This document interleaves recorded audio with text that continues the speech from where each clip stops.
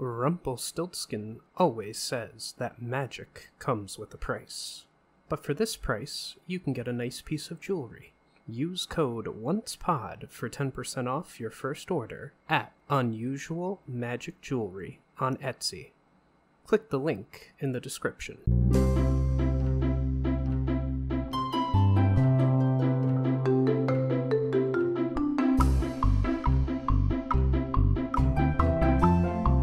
Hello, and welcome to the Once Again podcast. We are your hosts, Ashley and Jason. In this episode, we'll be looking at the 1942 Walt Disney Studios film, Bambi.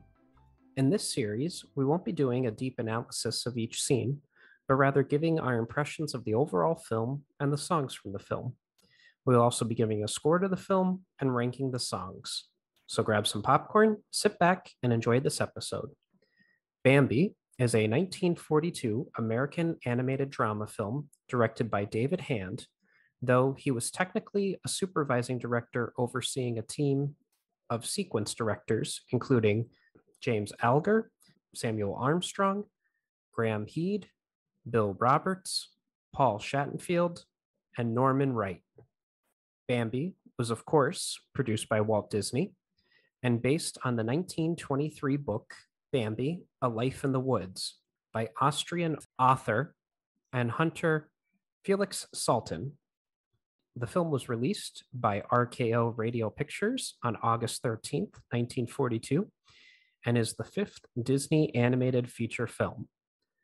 The main characters are Bambi, a white-tailed deer, his parents, his friends, Thumper, a pink-nosed rabbit, and Flower, a skunk, and his childhood friend and future mate, Feline. In the original book, Bambi was a roe deer, a species native to Europe, but Disney decided to base the character on a mule deer from Arrowhead, California. Illustrator Maurice Jake Day convinced Disney that the mule deer had large mule-like ears and were more common to North America, but that the white-tailed deer was more recognized throughout America.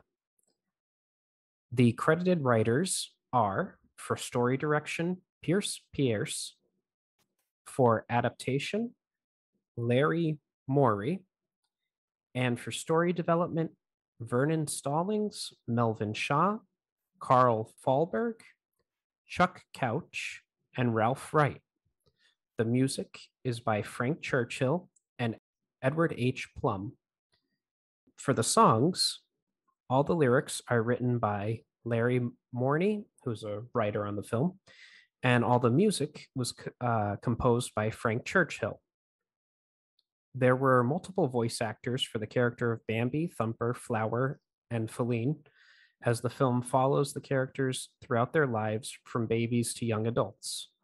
There is also some debate over whether certain actors actually did portray the voice for certain characters.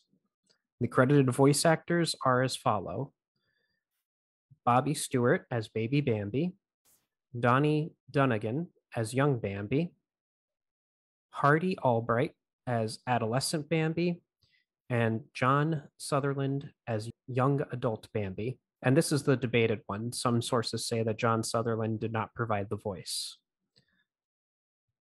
Peter Bren as Young Thumper, Tim Davis as Adolescent Thumper, and Sam Edwards as Young Adult Thumper.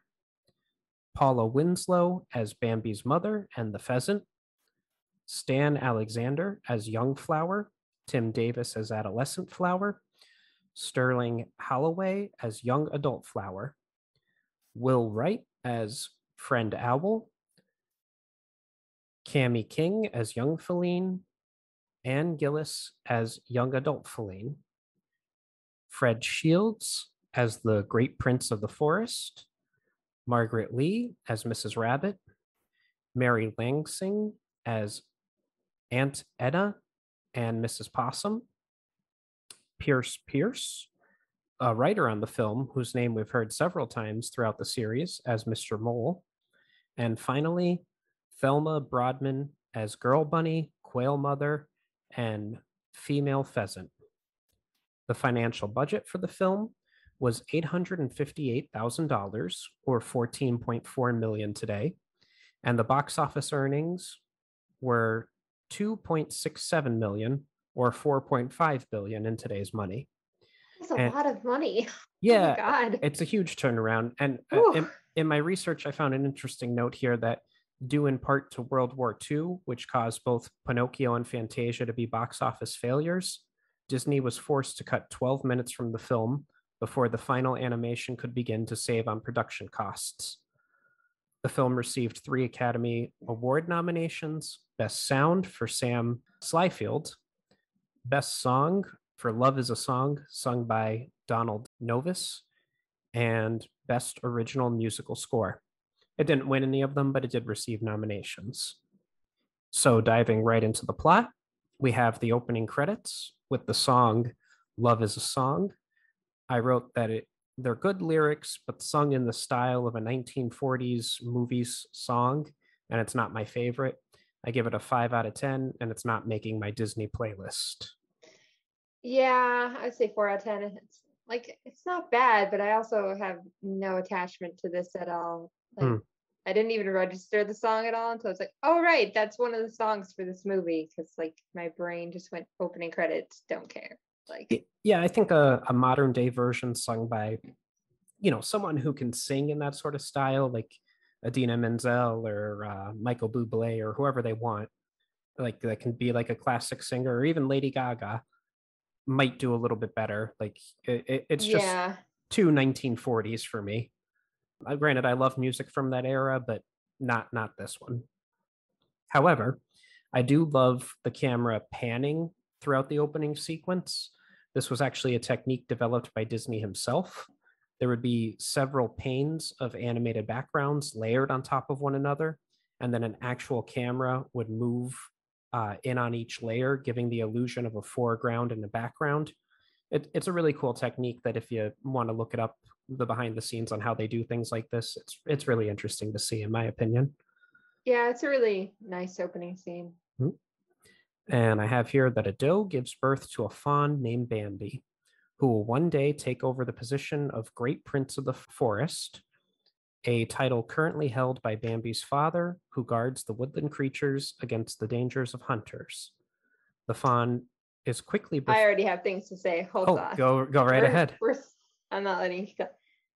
You missed out on Thumper waking up Friend Owl and waking up everybody, being like, "Yo, we gotta go. The prince is here." Thumper's rude. He is. Thumper is the rudest character in this movie. It's interesting too, because in my memory, I thought Thumper and Bambi were like the same age, but clearly Thumper's like maybe a year older than him, or maybe a couple months only. But Thumper's definitely older than Bambi. I thought that they were born at the same time for some reason in my memory, but nope, Thumper's a little bit older. Because you have the they're friends, so they must be the same age. Mm-hmm. The fawn is quickly befriended by an eager, energetic rabbit named Thumper, who helps teach him to walk and speak. Bambi grows up very attached to his mother, with whom he spends most of his time. So I have a couple notes here. My first one says Thumper has brown eyes, while all of his siblings have blue eyes. This is an animator's technique to keep track of which rabbit is Thumper. And we'll see this technique used again towards the end of the film.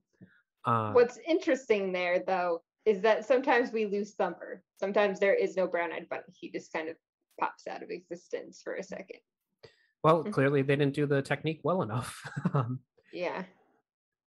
I also love the dirty looks that Friend Owl gives the animals who won't leave and let Bambi go back to sleep.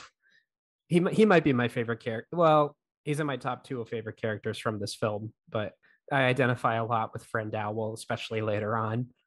And I also wrote that I'm not certain what recording techniques were used with this film, but it sounds different from the other Disney films we've heard.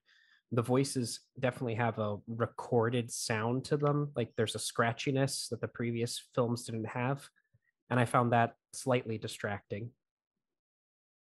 I didn't notice it, but I'm not a fan of the voice acting for this film, so that might actually contribute to why. Because I find a lot of things irritating about some of the voice acting choices.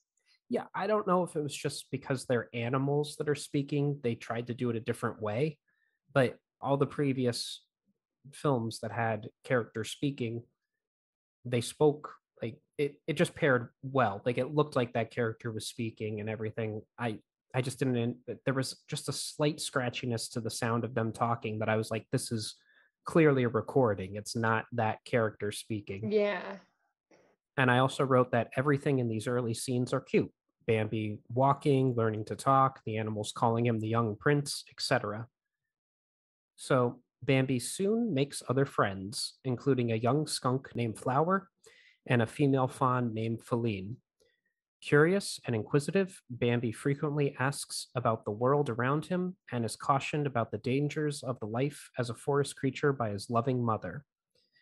My first note here is that we have the song Little April Shower plays. I put that it has okay lyrics, but personally, I enjoy the music and animation of the scene more than the lyrics. 5 out of 10, and it's not going on my Disney playlist. Yeah. 4 out of 10. You don't really. I feel like you don't need the song. Is the thing. Like you could easily just have some orchestra music behind the animation. It would do the same job of what the song did. Yeah, I did find the lightning sequence to be done particularly well, like the way that it lights up the forest and the characters and Yeah. everything. It was just very well done in my opinion. One day out in a meadow, Bambi briefly sees the great prince, but does not realize that he is his father. As the great prince wanders uphill, he discovers the human hunter named Man. This causes all the animals to rush from the meadow. Bambi is briefly separated from his mother during that time, but is escorted to her by the great prince as the three of them make it back into the forest just as Man fires his gun. I have a couple notes here. My first one is that I love how Bambi's mother answers all of his questions. Like he's just rattling off question after question and she's just answering them all. The music and animation get darker to reflect the darker tone the film will soon be taking on. Bambi and Feline are adorable. The sequence gave me a lot of Lion King vibes, both like them kind of being like Nala and Simba, and also the Great Prince being like Mufasa. And I also wrote down that in this scene, we can see that the Great Prince is a 10-point buck, meaning he has 10 antler points. Well, they say that like he has lived longer than any of us have ever lived. Yeah. And he keeps us safe. Like Bambi's mom really makes him be this like mystical figure. Well, like I mean, he's her deer lover. who is, yeah, true. Yeah. But I have some interesting thoughts about the Great Prince that don't really show up until later in the film. Anything else you want to say about those sequences, or? No, All I right. just had a realization just now about why I don't like this movie. I'll probably Spoiler. Okay. Well, I'll probably cut this out, but I kind of got I don't know how to correctly say this, but queer adjacent vibes from Flower. Like he was. Personally, I forgot that Flower was supposed to be a male character until we got his switch to the adolescent voice actor, and it's very jarring. Yeah, because he's basically flirting with Bambi early on, and you sounds can call like a me girl. Flower if you want to. Sounds yeah. like a girl, and then suddenly sounds like a boy. Yeah. Like it's very jarring. I don't like it. When I was saying I don't like the voice acting thing, that was my complaint, was that I don't know what was going on with Flower, because Flower does not sound like a boy until we get to the adolescence, and then suddenly it's like, oh, Flower is in fact a boy character. Well, it's quite common even in today's animation to have female voice actors voice young male characters. I mean, probably it's not just the voice acting though, it is the how they chose to animate and what lines they gave Flower in that instance that made it like that was my point too, that like I got certain vibes from Flower that I don't think were intentional, but they're there in my opinion. During Bambi's first winter, he and Thumper play in the snow while Flower hibernates. One day, his mother takes him along to find food when Man shows up. As they escape, his mother is shot and killed by the hunter, leaving the little fawn mournful and alone. Taking pity on his abandoned son, the great prince leads Bambi home as he reveals to him that he is his father. My first note is this the most famous Disney death? Maybe Mufasa has it beat, but I think Bambi's mother has to be the most famous Disney death. Oh, I think Mufasa has his beat, but Bambi's mother probably close second. Okay. We also don't see her death. We just hear the gunshot. Like, she's not right. It's not on screen. Like, it's not on screen the way Mufasa's death is on screen. So, like, we see dead Mufasa. There's a difference. Very true. I also wrote down that this hunter is a jackass. I know he's the villain of the movie and supposed to be a jackass. And while I personally don't hunt, many members of my family are avid hunters. And they say a good hunter would never shoot a doe, let alone a doe that has a fawn with her. Does aren't the prize kills, bucks are. Perhaps the hunter was starving and needed the meat, but still not cool. Yeah, agreed. I also wrote down that while this isn't a song, I love the music that plays while Thumper and Bambi are ice skating, for lack of a better term. This could make a Christmas playlist for me. Yeah, it was cute. Mm-hmm. And then watching Bambi and his mother forage for food made me think of how deers are actually omnivores like humans. While most people think that they are herbivores, that is not true. And I've seen disturbing videos of deer eating dead animals. Don't Google it, just trust me on this one. More animals are omnivores than you think. Yeah, most animals. I'm just gonna leave that statement there. Yeah. Don't look anything up. Don't think about it. Just know. Very few animals are actually herbivores. Very, very, very few. Most animals are omnivores. Just know that they will eat you if your dead carcass is in the woods. So you need to know. sometimes if your dead carcass is in your home, there are some pets that might eat you too. I didn't want to say that. Yeah, well, I did. Next year, Bambi has matured into a young stag, and his childhood friends have also entered young adulthood.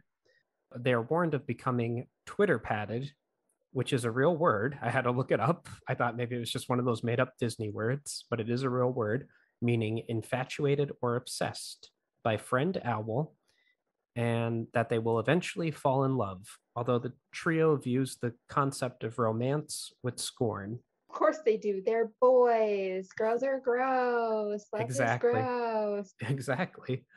The song Let's Sing a Gay Little Spring Song plays. Again, it's fine. The music for me was better than the lyrics. 5 out of 10, not making my playlist. Yeah, 4 out of 10. Pretty much all the songs in this film are 4 out of 10 for me. There's nothing special about them. And this is the part that I identified with Owl. I wrote down that I love Owl. They are nocturnal and would be angry about being woken up. And also the detail about the other birds being afraid of him. That's true because owls eat other birds. Everyone is rude to friend Owl over here. Justice for Owl. It's all I'm saying.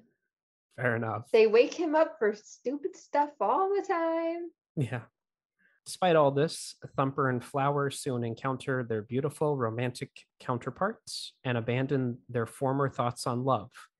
Bambi himself encounters Feline as a beautiful doe. And I actually cracked up when Thumper encountered the girl bunny. The look on both of their faces and Thumper's ears, I just lost it. So moving right along, Bambi and Feline's courtship is quickly interrupted and challenged by a belligerent older stag named Rano. And his name actually isn't in the film, it's just filled in details afterwards, who attempts to force Feline away from Bambi. Bambi successfully manages to defeat Rano in battle and earn the rights to the doe's affection. It's interesting that Bambi's rival is named even in post-production stuff, but his mother still doesn't have a name. Bambi's mom. Yeah, she's identified. Poor lady. She's just, the great prince of the forest, doe, and just Bambi's mom. Yeah, she's identified by the men around her. Like her name was probably the great princess doe beforehand, and now, she has a son. It's Bambi's mom. Son will be the prince. It doesn't matter what her name is. It matters what his name is. Fair enough. I wrote down here the battling segment kind of reminded me of something from Fantasia. They had the black silhouettes of the two deer and then the colored backgrounds to the music. And I also wrote down the song Looking for Romance, and in parentheses, I Bring You a Song. Probably the song I liked most from the film. Best lyrics, in my opinion, and a good musical score. 7 out of 10. And this would probably make my Disney playlist. 5 out of 10. It's romantic, but I still don't really like any of the songs in this film, so. Fair enough. So Bambi is awakened afterward by the smell of smoke. He follows it and discovers it leads to a hunter camp. His father warns Bambi that man has returned with more hunters. And this is the scene that I have thoughts about the Great Prince, because he gave me these vibes of saying, like, yo, son, you got to ditch your girl. We got to get out of here right now. Like, that's it. We're going. This is why he survived so long, because he just takes off at the first sign of warning. Oh, well, yeah. Like, I understand that all of them respect him, but clearly, like, he's just very good at getting away, because that's all a deer can do in this situation. And it's interesting, too. I didn't know this fact until recently, but male deers, they lose their antlers every year. Like, their antlers fall off and they regrow. So every year, the Great Prince grows a 10-point antlers. Like, they just, it is impressive that he survived that long. He would be a very prized, head for hunters to get. I think we will see how much we like the Great Prince when we watch Bambi 2, because Bambi 2 does exist. Okay. And it actually fills in the gap that we have in this movie where before adolescence, before adolescence, and when he grabs him after Bambi's mom dies. Okay. Yeah, I've never seen Bambi 2. I'm aware of its existence. I might even own it because it was during a time period when Disney was doing get this before it goes back in the vault. And but I've never watched seen it either, but I am aware of the time period of the movie, what it covers. It covers that chunk of time. So okay. So although Bambi is separated from Feline in the turmoil and searches for her along the way, the two flee to safety. He soon finds her cornered by man's vicious hunting dogs, which he manages to ward off. And I wrote down here, Bambi doesn't directly kill the dogs, the falling rocks do. And here we see that animation technique again. The rocks that are supposed to fall are slightly colored differently from the rocks that stay in place. Like this, how I mentioned before, Thumper has brown eyes, so the animators can figure out which one he is. That's another technique. Like if you watch a cartoon, even to modern day cartoons, you might notice, like, let's say people are in a room of doors, and they're all the same color. The door that is slightly colored differently is the door that they're going to open. You'll see that a lot on Scooby-Doo or other things, but yeah, it's just this animation technique that's like, oh, here's the one that's got to move, color it slightly differently. It's interesting. Bambi escapes them and is shot by man, but survives. Meanwhile, at the man's camp, the campfire suddenly spreads into the forest, resulting in a wildfire from which the forest residents flee in fear. And I have here the Great Prince's line of him saying, "Get up, Bambi." Like, he's kind of like Bambi's, if Bambi was Rocky, the Great Prince is his Mickey. Like, he's, you gotta get up. Come on, let's go. And I also wrote that obviously the fire would put an end to the hunter's hunt. But I also thought that Bambi and his father running through the river was clever because it would throw off their scent to any surviving dogs that might follow them. It does make sense. Yeah. And it's just like a little background detail. I know they're most likely fleeing through the river because everything's on fire, but still, I was like, I wonder if that's in there because of that. So Bambi, his father, Feline, and the other forest animals managed to reach shelter on a riverbank. The following spring, Feline gives birth to twins under Bambi's watchful eye as the new Great Prince of the Forest. My first note here is that I love Flower named his son Bambi. I had forgotten that, and I found it adorable. Well, they're best friends. You name your children after your best friends, right? Obviously. Or you name them, Albus Severus Potter, the two greatest headmasters in Hogwarts history. Choices were made. Yeah. And I also have written here that the shot of Bambi and his father standing on the overlook and his father walking away as Bambi takes his place as the leader of the forest, that's just iconic in my mind. I have some notes about some deleted scenes. I've been watching the deleted scenes, so Yeah, go right ahead. they are available on Disney Plus. In case anybody's, if you look at the extras tab on the film tab, they're in the. There's usually some. If they're deleted scenes for the film, they will be there. So there's a lot of it's just weird extended things that I didn't write down, but at one point there was supposed to be like grasshopper and ants that could talk in the film and like that were going to be involved. And then the more fascinating one is like before winter started, there was supposed to be like 2 leaves on a tree hanging on to dear life. And they talked to one another and they were saying goodbye to one another and they're saying goodbye to like, the fall. And apparently it's in the source material, the book. This is like an important scene in the book. And Walt was like determined to have this in the film, apparently. But they decided it was kind of odd to have the 2 leaves talking to one another and didn't really fit the vibe. So that's why there is a scene with like 2 leaves still in the film that like float away, I think. But they're no longer talking to one another, which was supposed to be a thing at some point. That's interesting. I like it without that scene in it personally. It wouldn't have thrown off the vibe for me exactly, but we already have these anthropomorphic animals. Talking. The new one is we don't have other talking, like we don't have rocks talking randomly, like to have like 2 leaves suddenly like being like, oh no, but we'll be separated. No. I like the way that it is with that. I wonder if that's the 12-minute thing that was cut. Although, was it animated already or no? It was like partially animated. Well, who knows? It was like storyboarded out at the very least. Anything else you'd like to say about that, or? No. I haven't checked out the extra tabs, but I would like if they had the audio commentary that the movies have on their DVDs on Disney Plus as well. Like I just wish Disney Plus was. I think some of them do have some extras like that. You have to like look for it though.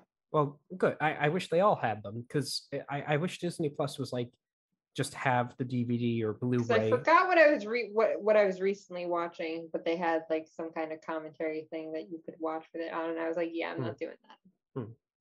Well, maybe the more modern ones have that, but I'd like it if they all had it. Yeah. Anyway, I'm going to move into my overall score. So I hadn't watched Bambi in years until doing this episode, and I had forgotten how much I liked this movie. Most of the songs are so-so, but I enjoyed the music. However, most of the time, the lyrics fell short for me. I think, for the most part, the animation is top-notch. There are some problems with it, but mostly great. I'd say decent animation. And I believe that this would go on to inspire other Disney films like The Lion King. So I'm giving Bambi an 8 out of 10. So I took a note while we were recording because I was like, oh, I suddenly realized why I don't like this movie. This movie is very much about motherhood at the end of the day, and that is not me as a person. I have no ambitions to be a mother any day. I'm 30 and do what you will with that information, folks. I don't really care. But like for me, this movie doesn't resonate on any level with me. Like I'm just kind of like, yeah, I like Owl. Owl's a great character. The Great Prince of the Forest is mysterious. I'm not really into the children deer characters. They don't do anything for me. Like the children deers and rabbits and skunks, like none of it really. I don't like the voice acting. Like I said, it bothers me with the flower thing. It's jarring. A lot of the voice acting is jarring in that way. I guess I'm leaving that part in then now. Yeah. It's a lot of it. It's just I don't really like it, and I would probably give it like a 4 or 5 out of 10. Like it's not my favorite. I like it more than Dumbo, but I don't think that's saying much given how much I hated Dumbo. So yeah, hey, these are our subjective opinions. Yeah. So there's no the way that you feel about it's the way you feel about it. I do think it's a pretty movie in spots. I'm not gonna like deny that it's well made, but I can't get past the voice acting and the characters and just the general vibe of the movie. Hey, fair enough. This has been the Once Again podcast.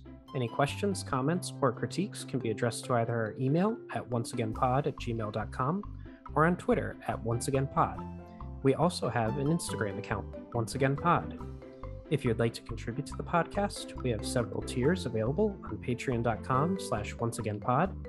As always, a like, follow, or share would be greatly appreciated. Thank you, and have a wonderful day.